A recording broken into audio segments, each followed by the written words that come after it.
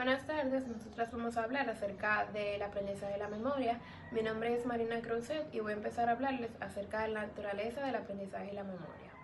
Bien, la naturaleza del aprendizaje y la memoria son procesos fundamentales que nos permiten adquirir, retener y utilizar la información. ¿Qué es el aprendizaje? El aprendizaje es el proceso mediante el cual las personas adquirimos conocimientos, habilidades o comportamientos a través de la experiencia, la enseñanza o la práctica. Es como cuando estamos estudiando para un examen o aprendemos a cocinar un plato nuevo. Cada vez que hacemos una actividad y entendemos cómo hacerla, estamos aprendiendo. También existen diferentes tipos de aprendizaje. Está el aprendizaje asociativo y el aprendizaje no asociativo.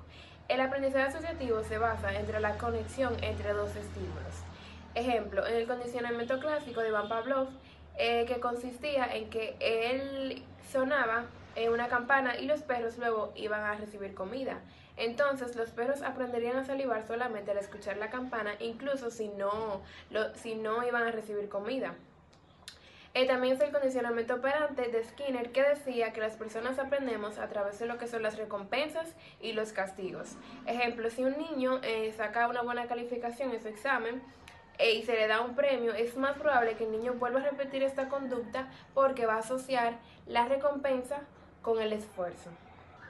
También está el aprendizaje no asociativo, que a diferencia del aprendizaje asociativo, este ocurre cuando, se dice que las personas aprendemos a través de la repetición de un solo estímulo. Ejemplo, está la habituación y está la sensibilización. En la habituación dice que cuando tú escuchas un estímulo y te acostumbras al estímulo, dejas de reaccionar.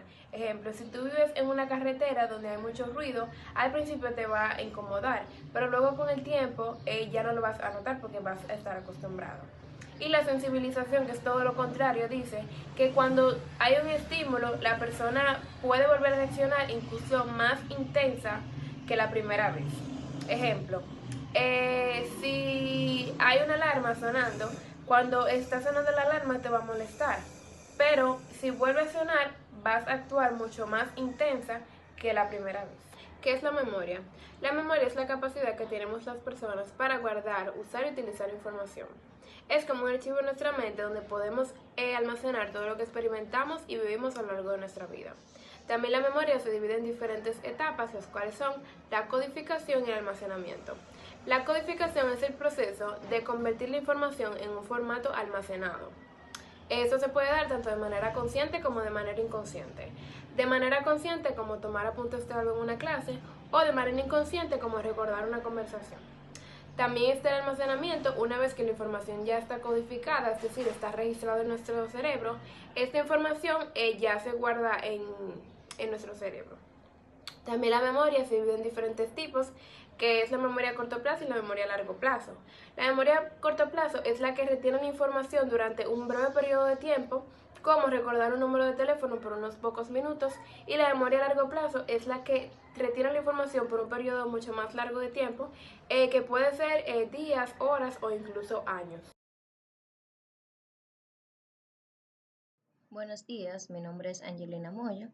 En el día de hoy yo les voy a estar hablando sobre la memoria implícita. La memoria implícita es la capacidad de recordar información de manera inconsciente sin necesidad de un esfuerzo consciente. Este tipo de memoria se comienza a desarrollar en el vientre materno, pero la mayoría de las personas empiezan a tener recuerdo desde los 3 años. Esta cifra puede variar, ya que algunos niños empiezan a tener recuerdos a partir de los 2 años. La memoria implícita se almacena en el cerebelo, en el cuerpo estriado y en la amígdala. Existen diferentes tipos de memoria implícita, entre ellos están la memoria procedimental. Este tipo de memoria más común, implícita, se encarga de almacenar información relacionada con las habilidades y los hábitos motores. El priming es un proceso de memoria implícita que ocurre cuando la exposición a un estímulo afecta nuestro comportamiento o percepción posterior. El condicionamiento clásico que muchos de nosotros conocemos, es un tipo de memoria implícita que ocurre cuando los estímulos se emparejan repetidamente y la respuesta a un estímulo se asocia con otro. También está la memoria emocional, es un tipo de memoria que se asocia con la respuesta emocional a un evento o experiencia en particular. La memoria perceptiva, este es un tipo de memoria implícita que se encarga de almacenar información relacionada con las experiencias sensoriales. Eh, y para finalizar, la memoria implícita juega un papel vital en nuestra vida, eh, permitiéndonos realizar tareas sin esfuerzo y responder a estímulos de manera automática. Hola, yo soy Adamaris de la Cruz, estaré dándole continuidad al tema con lo que es la memoria explícita. Bien, la memoria explícita, también conocida como la memoria declarativa, es un tipo de memoria a largo plazo que implica el recuerdo consciente de información. Esto significa que la persona puede acceder y expresar de manera intencionada los recuerdos de esta memoria, como lo son hechos, eventos o conocimientos. Este tipo de memoria, la memoria explícita, se divide en dos subtipos principales, que son la memoria episódica y la memoria semántica.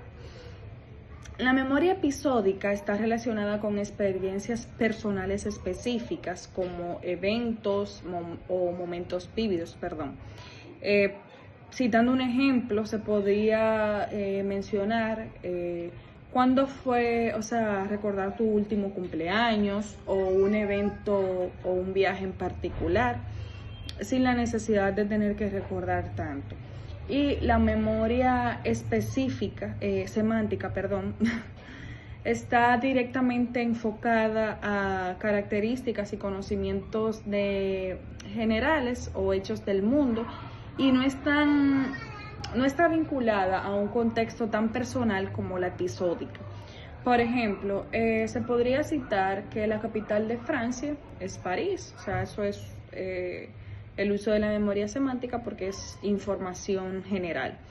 O que el agua hierve a 100 grados Celsius, o que la fórmula del agua es H2O, etc. Es importante tener en cuenta tres características de la memoria explícita.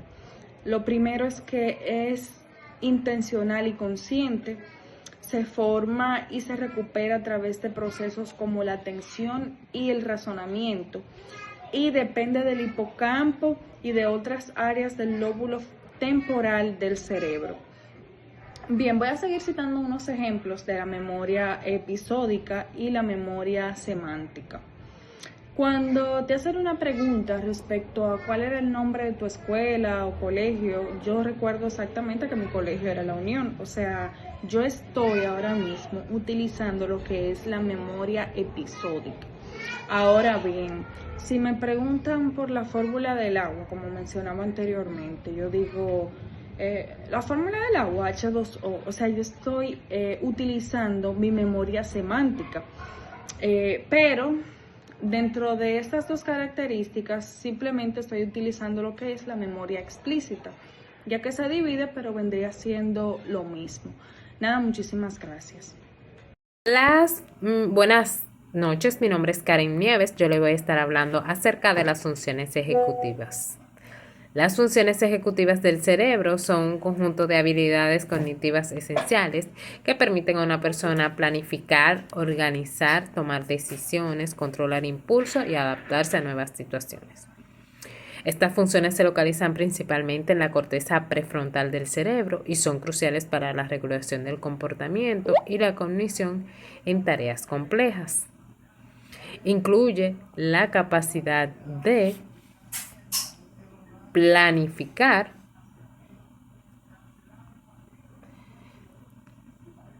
que es el generador de objetivos de desarrollo de planes de acción, el razonamiento, que nos permite resolver problemas de maneras diversas, estimulación temporal, que es la manera que tenemos de calcular de manera aproximada el paso del tiempo y las consecuencias, la ejecución dual, la inhibición, la flexibilidad y la memoria del trabajo.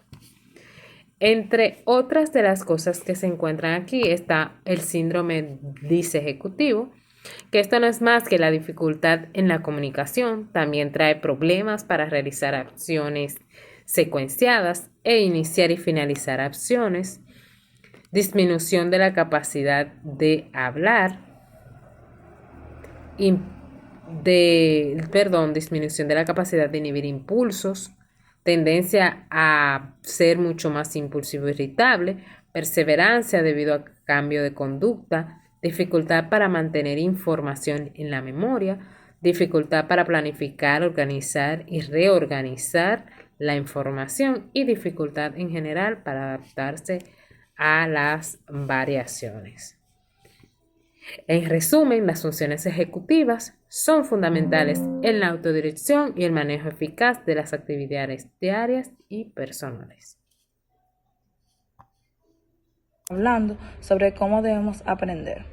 Ya después de todos los temas que han explicado mis compañeras, podemos tener claro de cómo debemos aprender y cuáles factores intervienen en este proceso, ya sean factores biológicos, factores biológicos, cognitivos, emocionales y sociales. Todos estos intervienen en lo que es un buen aprendizaje.